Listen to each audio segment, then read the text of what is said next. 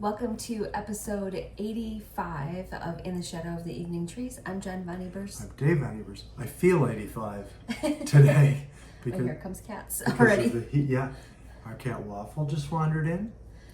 We'll see if she joins us. She's a very quiet cat, not like our other cat, Gordy, Yes. who is very, might come in afterwards and start crying. So we'll see about that. So you've been forewarned. Yes. So welcome back. It's been a couple weeks since we've been on the air. We haven't been good this summer at all. We haven't been keeping up.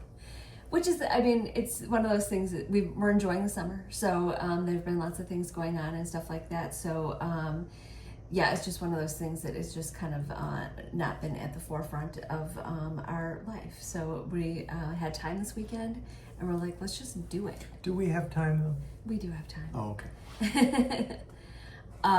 So we hope you guys are doing well and enjoying your summer. We were just Should I talking put my about arm up here to be cozy? Yeah. Can you put your arm around me? Do you want to hold hands? We are holding hands. You can't touch. Yes. True. I'm moving up. Show your hands. We were just talking about how it's already almost August 1st next week, which is kind of crazy town. It is. And another thing, so we did take care of some business today, which we haven't done. We made plans. Our nephew is getting married in September. That's exactly right. In Des Moines, so we had to make reservations, check out the invite. What is the all? What's going on? We had all the actually details. RSVP, which we RSVP. for some reason didn't do sooner, which we could have. Yes, but thankfully the hotel that they had blocked, they still had rooms. So we were going to do the Michael Scott thing and just show up expecting there to be a room, and then there wouldn't be. So I feel good that we got that taken under control. So now those plans are set. That was like 5 minutes of effort today. But it was something hanging on our heads. We talked That is about it true. a lot during the week, and we're like, we should just do that. And then the week passed, and we didn't do it. So that's something. That happens. Sometimes time passes and you don't even know. So as we were reviewing what we have discussed on the last few episodes, we omitted something very fun that we did this summer, and we traveled, spent the weekend in Savannah, Georgia, and Hilton Head Island, South Carolina. So both places. It was my fault that we skipped it, by the way, because I was sure that we had already talked about it. That's okay. And I mean, because we wrong. had talked about other stuff, but both those places, we had never been. That's true. I've never actually been to either state, let alone those specific places. Yeah, I have been to Georgia, but I have not been to Savannah, which was quite lovely. The reason why we went, very hot. The reason why we went, it was my great aunt Seal's 95th birthday party, surprise party. She's my godmother also. So it was. How come nobody ever renews their baptism vows? People renew their wedding vows. They should have had a renewed baptism for you and your godmother. Or christening. Exactly. As the Protestants say. Right. Sorry. That's so true. Sorry. Born and raised Catholic, I can't, old habits die hard. That's okay. But we found out about it probably in February of this year, maybe even January, that it was going to be happening in June on her birthday. It was Friday the 13th, actually. It was her actual birthday. It was her actual birthday, that's right. There was no superstition, nothing bad happened on that day. But it was just so hard to keep a secret from her, to just kind of like... It wasn't hard for me. Yeah, exactly, yeah. But, because we had talked on her birthday, and she was like, you have to come visit me. And I was like, yeah, maybe at the end of the summer, kind of thing, kind of like pushing it after that, because then I wouldn't like blow it to say like, well, I am coming to see you. Kind of thing. But since we were going to Hilton Head, we decided to just go to Savannah the day before and spend the night in Savannah and just check everything out. Because that's really the main airport. Because it's actually called the Savannah Hilton Head Airport. In fact, when we landed, it was a deluge of a storm. It was true. raining so hard. Yeah, I've never even seen rain that hard before, and I was like, we're not driving in that kind of thing. So we went to, we waited maybe 15 or 20 minutes. Yeah. And then we ended up getting lunch So I had seen on, I was looking at places to go to. If you don't know me, I love chicken tenders so much. Chicken McNuggets?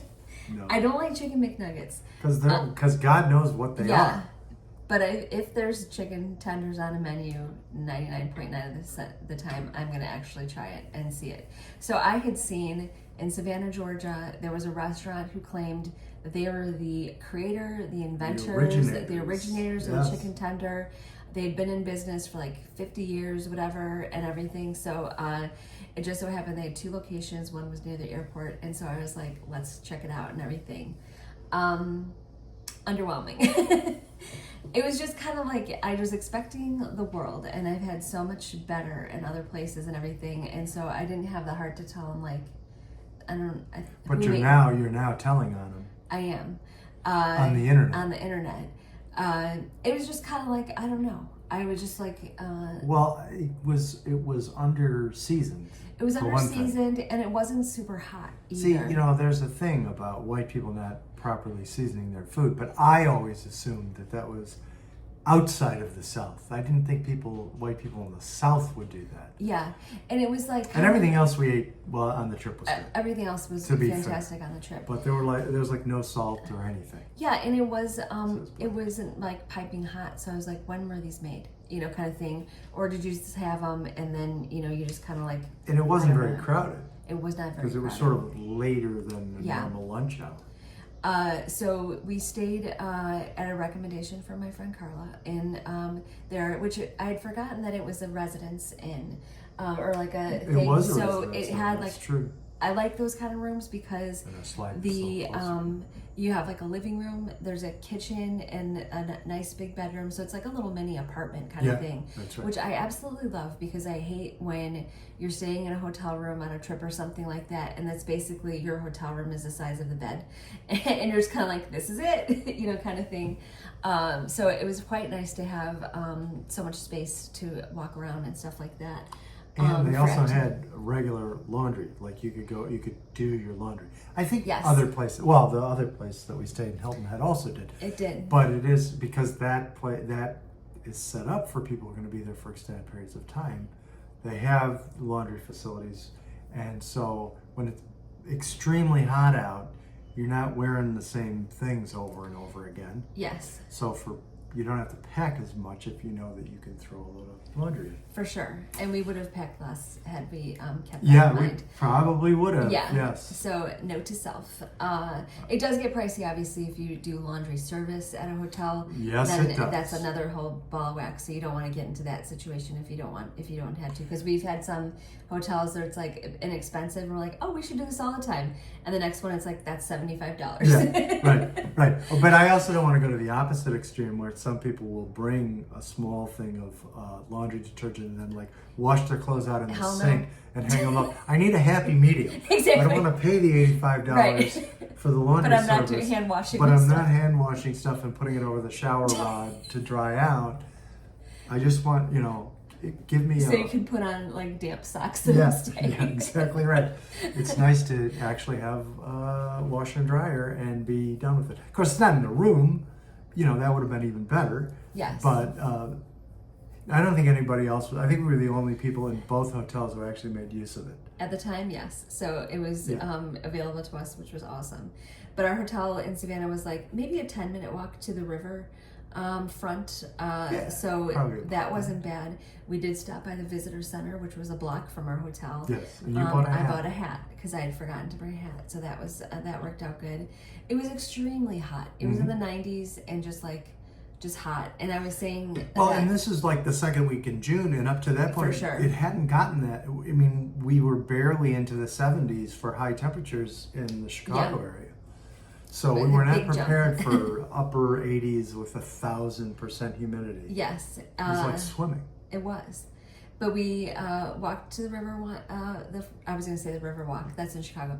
Riverfront. And in San Antonio, as you well know. That's true.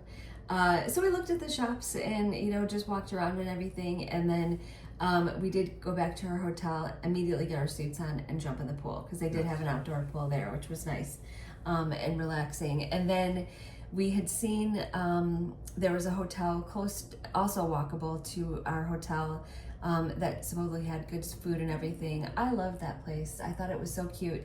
It reminded me kind of like Port Phil's, a restaurant in Oak Park that we'd go to, because it was like an outdoor seating kind of thing. So, we did get to sit outside, and like just a lot of hustle and bustle around, and like they had the handsome cab rides, and then they had the ghost tours, stuff like that. So the hearse going by advertising the ghost tours. Yeah. So it was just quite lovely. People walking, you know, with their pets in strollers, everything like that. So it was just a really cute neighborhood. So that was very nice. And then also when we were walking back, we like to walk a lot on our trips, and we don't necessarily take a cab or an Uber from point A to B.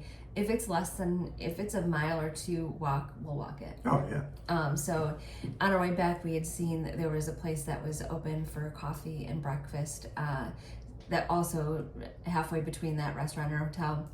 So the next day before we left, we visited there and got a delicious breakfast. So. And we rented a car, but you're not really going to drive too much. I mean, you can drive around the historical district, but it wouldn't be. I mean, it would just kind of waste time, I think. Yeah. Because everything is walking distance. If you wanted to go to other places in the area, you know, yeah.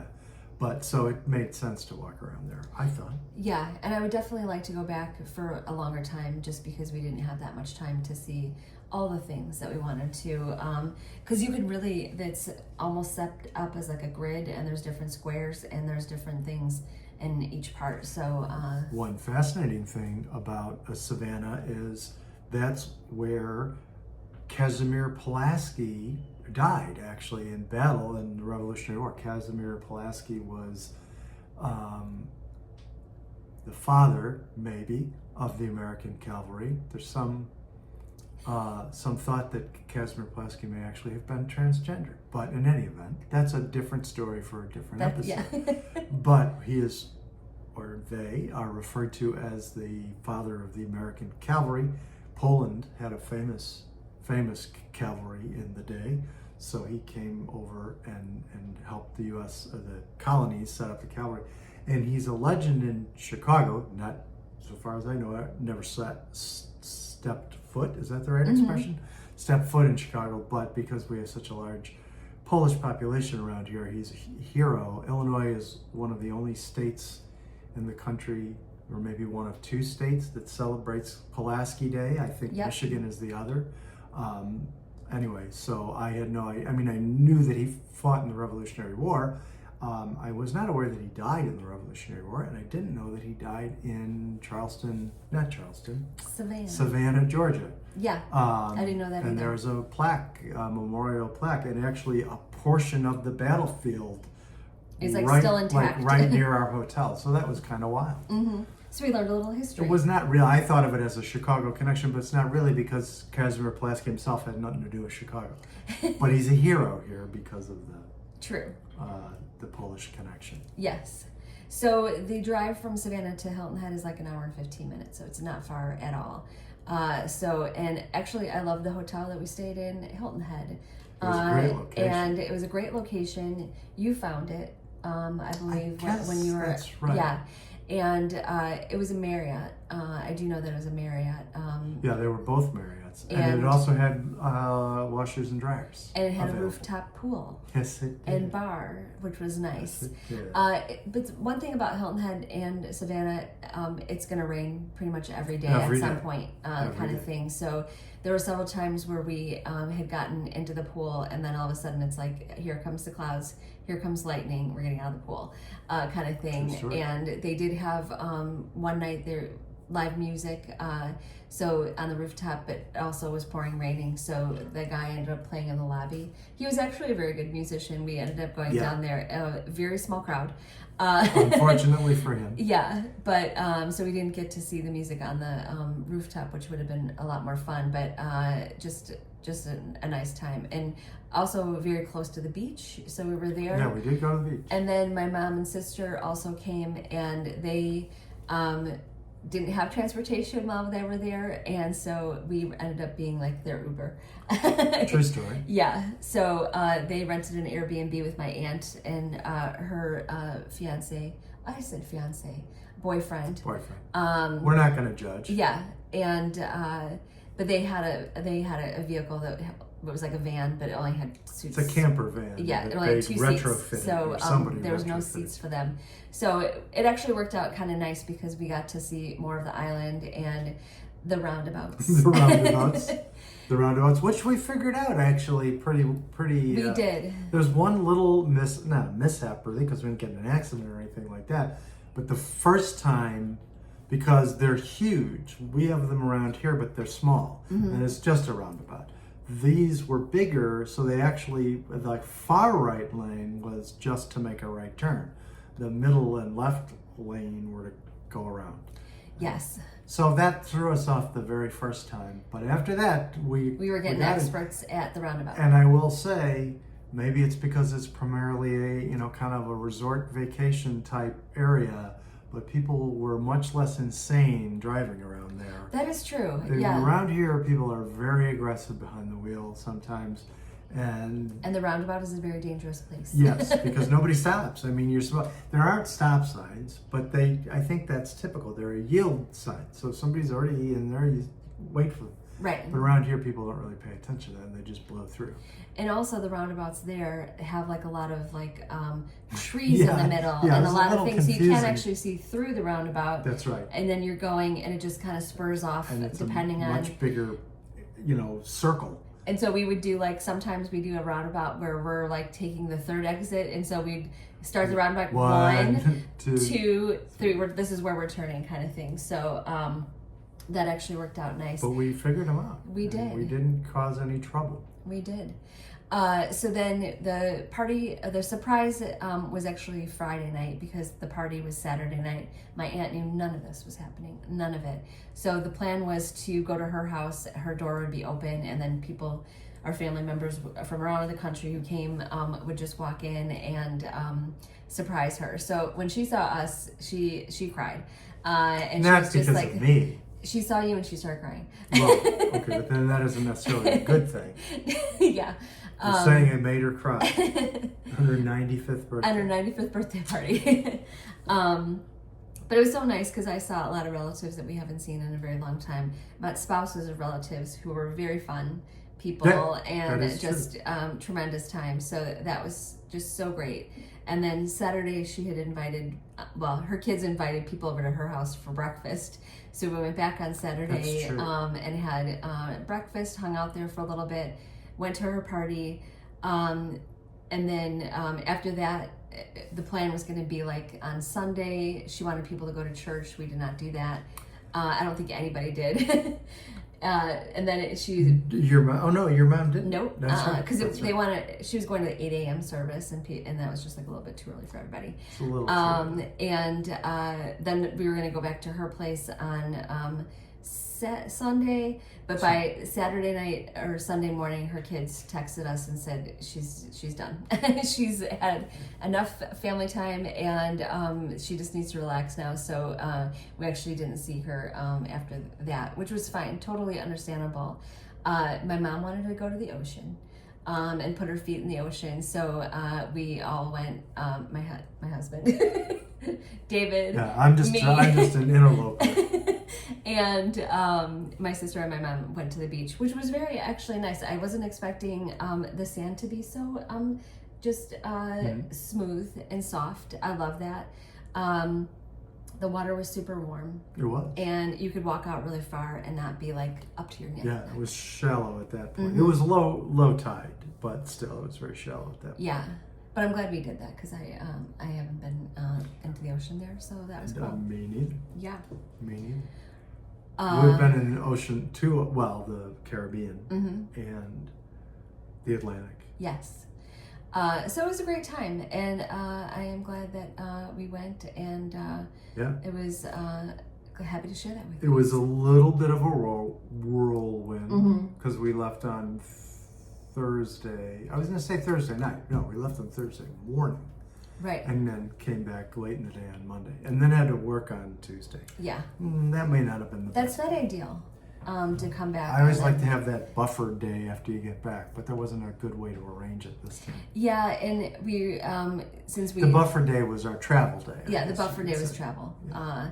But it was no we had no incidents going there and back, so that was good. Yeah, that's true. Our flights and whatever and whatnot. So that was good. So that was our trip to Hilton Head and Savannah. Good night, everybody. Yeah, see you later. Yeah, but I mean, it was a lot of fun, and you know, I don't know. I haven't been to that part of the world. I mean, we've been to North Carolina. You've been to North Carolina many times, and that's nice too. But it was nice to go somewhere else. Yes. There you have it. Yeah. And they have a lovely state flag in South Carolina. I love the palmetto tree on the flag with the crescent moon. That's one of the better state flags, I have to say. That is true. The other thing I just want to mention really quickly is we went to You can mention it as slowly as you'd like. Yeah. We had also seen we passed it going to our hotel, a restaurant that was like, they had outdoor seating. It was like they had music, that one place that we went to. And so we're like, it started to rain when we were going, but like, we can eat inside. Doesn't matter. We parked, we walked in, and it was exactly the opposite of what restaurant I thought it was. It was like an indoor food court. It was exactly that. With picnic tables, a million kids. And it was like bank themed. It was bank because themed. I think the building maybe had originally been a bank. Yeah, and so you couldn't really go outside because it was so wet outside. And I was just like, no, this is immediately not what I want to do. So we got in the car. We started looking at our thing. We found an Italian restaurant. So I go to Open Table, book it, and we're just like, we're on our way. We've got reservations. We're on our way and everything. And it was good food. It was very good food. Much better than. No offense to the bank place. Yes. But I mean, that was a place. I mean, I'm sure that would have been a fun place to like go with your kids or something like that. For sure. If you had younger kids. Absolutely. Get out of the house and be around other people with younger kids. That's fine. But the Italian restaurant, which I'm forgetting the name of. I know, me too. Was very good. We'll make a note of that. But the funny thing is, when we got there, they couldn't find a reservation. And I was like, it's okay. I'm like, I just made it. Maybe it takes a long time to like hook up with your system or anything. I showed them the confirmation on their phone, and they're just like, well, let's see what we can do. They set us immediately, nothing of problem. Then the next night when we were in the airport coming home, I got a text that says, your Open Table seat is available, kind of thing. And I was like, oh, I actually made the reservation for the next day. Yeah. There probably wasn't any, because it was also Father's Day. It was. Yes. That's right. I forgot about that. And so they probably didn't have any reservations open for it. And I just assumed that because I was doing it, that was probably the next available kind of thing. Right. So, but they accommodated us. They did. They which were was nice. Very nice. The food was good. And I actually called them. There was a couple having an argument at a table. Like a ridiculous argument, but I'm like Spidey ear. Yeah. Like, well, that's the thing is they weren't like raising their voices. No. It wasn't like that. It wasn't like, throwing plates of spaghetti or anything like that. Yeah, but it was very awkward. But we could hear it. And it was almost worse because it was really hard to tune it out. It was too hard to tune it out. Like, so, you couldn't, Yeah. You knew you weren't supposed to be listening. And I swear to goodness, I was actually, so my back was to this table, yes. So you could actually see them. Had it been opposite the whole time, I would have just been looking the whole time like, what is going on? I think you're more.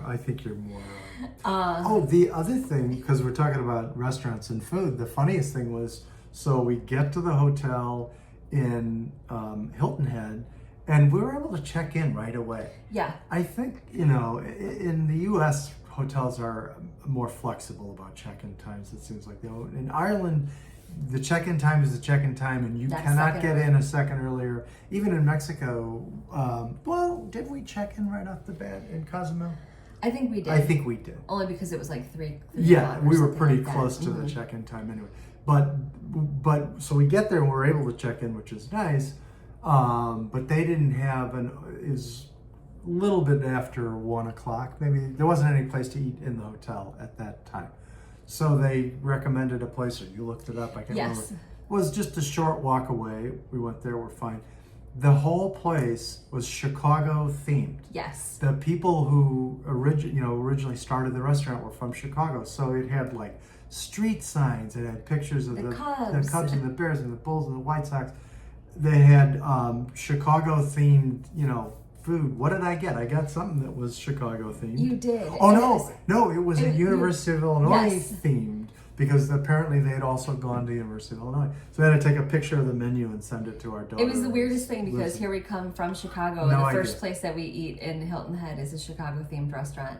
I got the chicken tenders. You did.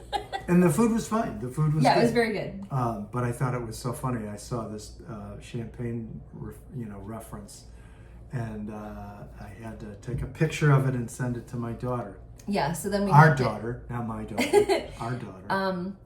So we had to ask the wait staff, like, how is this place here? Like, what, and so that was the connection. So, of course, isn't that surprising that there would be transplants? In fact, wasn't there some New York pizza place near our hotel? Yes. Which we didn't go to. We did not go to. It was a little unclear, like, when it was open and when it was not open.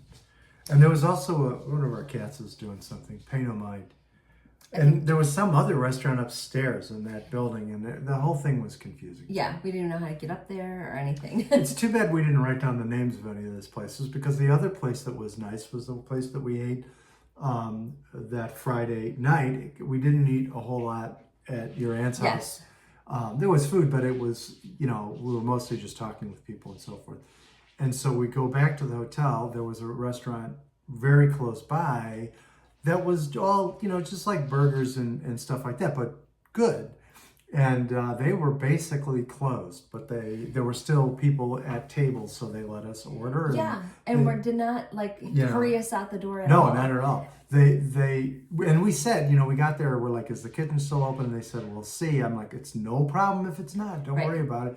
And they went back in, the folks in the kitchen. We could see they were cleaning up. Right. And they're like, no problem. We'll throw some whatever on the grill. I think we both got burgers. But it was really good food, and there was no. And we were starving. We were starving, and it was like zero pressure rush. So that was very nice.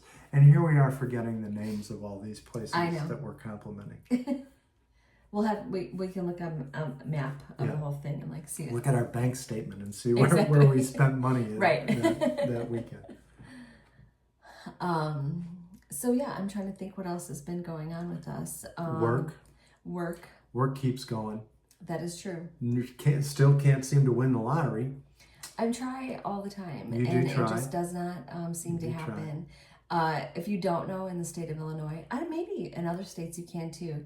There's an app for the Illinois lottery. Yes, there is. So you can load money on it. I usually load $10 at a time, and then buy your tickets through the app. You have to actually be in the state of Illinois, because if you try to do it on vacation, your location thing there. It's like the Ticketmaster app. You can't access other countries unless you're physically in that country. Because we bought our Springsteen tickets in Dublin through Ticketmaster, and the first time we were so confused because we had confirmation that we had the tickets, but until we were physically in Ireland, we couldn't actually download them to our phones. Yeah. So it's just like, I hope that worked. Yeah, we flew to Dublin. We're like, well, maybe we're going to see Bruce, maybe not. Turns out we did, and it was all right. So it was, thank goodness that we were able to do that. I was just about to say something else, and I completely forgot about it. We did not rehearse. Oh, the Illinois, the lottery. Oh, yeah. So, so you can purchase the tickets on your app, but the good thing is that your ticket automatically gets looked at, kind of things. You don't have to actually, there's no physical ticket. You don't have to go to a gas station to scan it or whatever like that. So, but they will email you, and it'll be like, Jennifer, you've won on the Illinois lottery. And I'm like, David, this is it. Yep. And it's like, you won $2 or $4. I think the most I've won is like $8, but and then I just parlay that back into the next one. I just give back to them, basically. Yeah. So we just flushed that money down the toilet too. Did. But then we saw an episode of My Lottery Dream Home on HGTV, and a woman with a scratcher had won $1 million once, and then won $20 million. $20 million. I didn't even know that was possible. I know. That might make me rethink my whole anti-scratcher position. Well, and then I was thinking, if you know that you have a book of a certain game or something like that, why don't people just buy like, maybe they do $500 and take the whole thing. And is there a winner in there, or I'm sure there couldn't some be a people winner do. in there? I'm not sure how. I mean, that the odds works. are really long So regardless. slim. Years ago, a group of people tried to, I want to say it was a lottery in Australia. They tried to basically rig it so they were guaranteed to get the winning number. So they knew what the odds were, and they pooled their money and all this. And I don't know what advantage there would have been to winning, because you would have had to put so much money into it, and then of course when you won, you'd have to split the money between the group of people. I suppose if you had people who could put lots and lots of money in, but somehow or another, I think it didn't work out. I think either they didn't get a winning ticket, or somehow it was a violation of the rules. But I want to say it was Australia, and there was this great scheme that they were going to come up with to guarantee that they would win. But I'm sure, like, over the years, I mean, I'm sure people have tried to figure that out too. And it's just like, that's why they do it, because the odds are so big that you're never going to actually. Years ago, we had, at my old law firm, we actually had a lawsuit where somebody had, a group of people, I think they were up in Wisconsin, pooled their money to buy people who work together, put their money together. They had to go physically buy the tickets with the money. So the person gets in line, goes up to the counter, buys the tickets with the pool of money, gets those tickets that were, the physical tickets at the time, puts them aside, gets at the back in the line, at the end of the line, so there'll be a gap in time, goes up to the front, eventually gets back to the front, buys a single ticket. That's the winner. And it was like $5 million. So the co-workers were convinced that there was something nefarious here, and that the winning ticket was actually in the group of tickets and not his individual. But in fact, in those days, and it's probably still true, when you actually physically buy the ticket, there's like a timestamp associated with that ticket. And there was like a 5 or 10 minute gap in between buying the group tickets and buying the individual tickets. Clearly, so it was easy to prove that he was the winner, but they still sued him, and he did end up settling with them and giving them a portion of it, because it would have cost him a lot of it. I mean, I was kind of like, I felt like that was extortion in a way. Yeah. My firm represented a guy who was the rightful winner and owner of the ticket. But it did end up settling. And I don't think he gave him that much money. But it's unfortunate you didn't give anything. Well, yeah, and it was sort of like the early days of the internet, but you could still research on the internet to figure out how the lottery, how they could determine I think it may have been one of these multi-state games, but they bought it in Wisconsin, and it was through the Wisconsin lottery, and they had a very clear paper trail, or at least an electronic paper trail, right, where you could prove without a doubt that he had the winning ticket. But he still ended up, and maybe he settled in part because he felt bad for them, but he didn't do anything wrong or unethical. I mean, he could have gone back the next day, and unless that was the last day, I don't know. Yeah. Whatever. But a lot of, now you think of a $5 million lottery prize, and it doesn't even seem like it's that much money.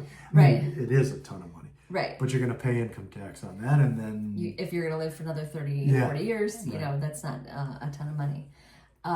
In other news, we attended our first block party at our... block party. Yeah, so we moved here in our little subdivision 4 years ago, and got flyers that there was a block party being planned by some ladies on the block and everything. And we like where we live, but our neighborhood is very... they don't come out a lot, kind of thing. Yeah. And we've only met like the people around us across the street on either side. Other than that, we haven't, in the time that we've been here, really gotten to know anybody else, because nobody is really out and about, kind of thing. It's very strange. So I was like very curious who is going to show up to this block party that we don't see any of these people. So we did get some enlightenment of it. So a bunch of people who are on the block have lived here since the subdivision was built in 1995. Right. So they had their kids there. They still live there, and stuff like that. And that apparently is why they don't ever come outside anymore, because their kids are grown and gone. So they just stay at home. Yeah, and doesn't keep us indoors. It doesn't.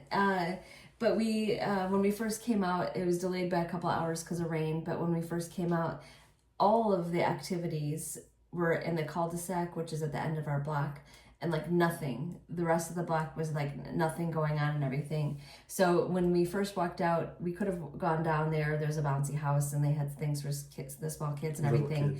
And then we saw neighbors to the left of us who were just sitting in their driveway. So like, let's go over and say hi to them. They were adults. They were adults. And so once we started talking with them, then a few other families or couples came out, all our age and everything. Well, that couple was a little younger than us, but everybody else who came out was our age. Yeah. So we knew one of the people.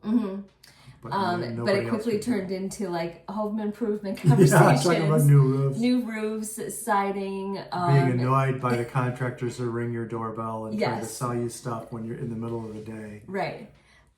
So for that part, it was fun. The unfortunate part was like a lot of just like all the activities were just at one end of the block, in front of the people's houses who were they were the ones who organized it. And they got a grant through the village to pay for it. So it was like their own little party kind of thing. Pretty much. Pretty much. But we had a nice conversation with the grown-ups in the neighborhood. We did. And our walking club that we go to, the guy who organizes that, he's on the village trustee. So he goes to block parties actually on behalf of the village, just to say hello in case the mayor can't come. Usually the mayor comes to the block parties and stuff like that. So he said maybe the mayor was offended by the campaign sign that we put in our lawn supporting our friend the trustee who trying to run for mayor. Who tried to run for mayor last time. Yes. Hey, he's our friend. What do you want from us? Exactly. So he said he was coming, and when he walked up, he was wearing like he had like a name badge to say village trustee and everything. And we had just talked about like how all these contractors or solicitors come and knock on your door and be like, hey, I just did Bob's windows down the block. Did you want your windows done? Or they just did have ants. We just pesticides, whatever. Yeah. And they won't stop. You say no, thank you, and you're they like just shutting the door. They just keep talking. Yeah. They don't take no for an answer. So the people that we just met and we're talking to, they're like, oh my gosh, here's a solicitor. I'm like, no, that's our friend Quinn. Yeah. He's a good guy. He is here on behalf of the village, kind of thing. So, but yeah, it was a good time. And then we made burgers on the grill. So now, another thing we talked in our last episode about getting non-alcoholic beer. True.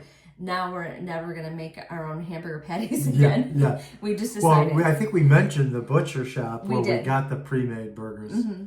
We went to the grocery store the night before the block party because we knew we'd be sort of landlocked for the day because of the block party. I mean, they even said, if you have to get out, don't worry about it. Exactly. We'll move the barricades. But I'm like, I don't want to cause a stir. Yeah. So the Friday night beforehand, we went to the grocery store. And we're like, well, maybe we should get some pre-made burgers from the butcher shop in the grocery store. And we did. And we liked them even better than the butcher. Yeah. We don't want to say that because the butcher's a small independent business. And we like to support them. But I think the difference is the one there was frozen, that you the one at the butcher shop. And these ones were freshly made. So, but they were quite delicious. Yeah, they were good. So we'll definitely be doing that again. And the funny thing is like, I always imagine, in my head, I'm always thinking, well, if we make them ourselves, we're going to get the kind of ground beef or ground sirloin or whatever that we want. We can put stuff in it if we want. We don't have to put stuff in it if we don't want. We can do it exactly how we want it. And the reality is that when it comes down to actually making them, it's like, oh, God, now I got to deal with this raw meat. Right. I'm a germaphobe. Got to put gloves on. Yeah. Food safe gloves on. I'm a germaphobe, I admit it. However, I'm the germaphobe who cleans the litter box, cleans the litter box. Right. No, I do other things around the house. That's true. But you do a lot. In the end of the day, just being able to take them out of the refrigerator, put them on the grill, and not have to mess with it, I kind of like that. Yeah.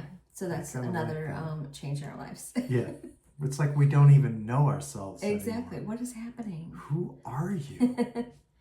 But we would love to know what you guys are up to this summer and things that are going on. Please leave us a message or a comment. Yeah. We always like to interact with you guys, and we like to interact with anybody. Really. Exactly. Unless they're jerks. We don't want to deal with any jerks.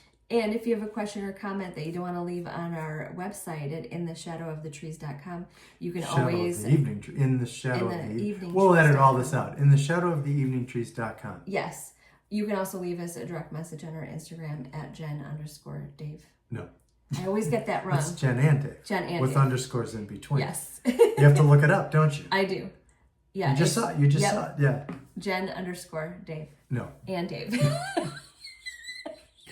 Are you drunk? Drunk on non-alcoholic beer. We were telling our daughter we're non-alcoholics. Jenn _and Dave. Yes. If you're watching this, that's our Instagram. Please follow. That is our Instagram. Yeah. And we hope you guys have a good rest of the day and evening, and we will catch you next time. And one last thing, we will try to maybe be a little more consistent in posting these. For sure.